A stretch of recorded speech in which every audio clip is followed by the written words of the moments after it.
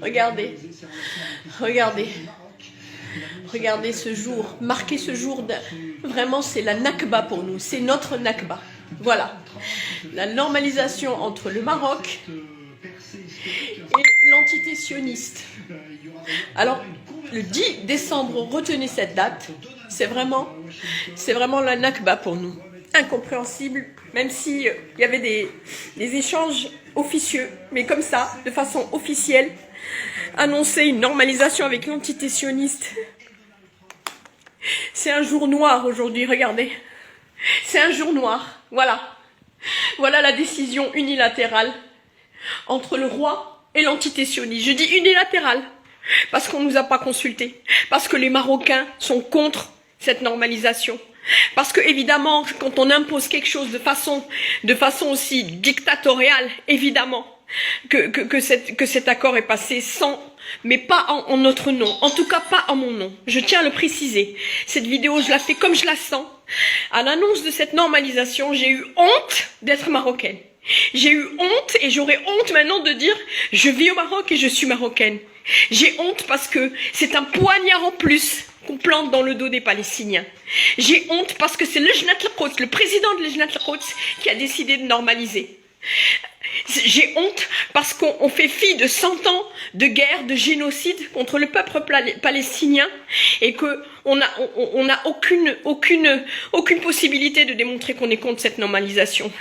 Voilà, donc je partage cette vidéo comme vraiment je le sens. J'ai eu très mal, j'ai eu honte, je me sens humiliée. Je voudrais ici dire à ces sionistes qui nous regardent, ou en tout cas qui me regardent, c'est pas en notre nom. Cette politique est une politique issue d'une dictature.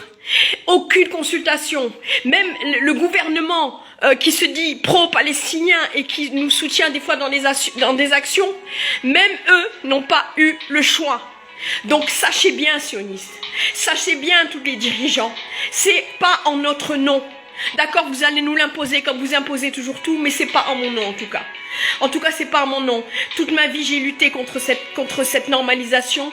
Pas de normalisation avec des fascistes, avec des sionistes. Et s'ils viennent, qu'ils sachent qu'ils viendront, mais malgré nous, c'est honteux.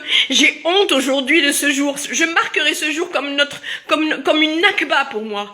En tout cas, je pensais pas le vivre. Je pensais que j'allais mourir bien avant de voir ce jour-là. Malheureusement, je le vis et je m'y attendais pas, même si officieusement, dans la traîtrise et dans la sournoiserie, il y avait des échanges avec l'entité sioniste. On se le cache pas, mais comme ça, de façon officielle, annoncé comme ça au monde entier et passé dans des chaînes israéliennes comme cet accord. Je suis vraiment dégoûtée. Donc, je partageais cette vidéo et dites-le haut et fort. Moi, Sadia El-Walous, je refuse cet accord. Moi, Sadia El-Walous, je vais à l'encontre de la décision du roi Mohamed VI, dont je me détache complètement. C'est inadmissible et qu'advienne ce qui adviendra, je refuse cette normalisation. C'est une honte pour nous Marocains, vraiment une honte. Vous n'avez pas le droit de nous faire subir ça. Jamais l'entité sioniste ne sera l'ami du Maroc ou l'ami des Palestiniens ou l'ami de qui que ce soit sur cette planète. C'est un mal absolu et il n'y a pas de normalisation avec le mal absolu. Donc moi je voulais le dire clairement, je me désolidarise complètement avec cette normalisation qui est une honte éternelle et ce 10 décembre 2020, je m'en souviendrai toute ma vie et vous devriez aussi vous en souvenir. C'est lamentable, c'est une catastrophe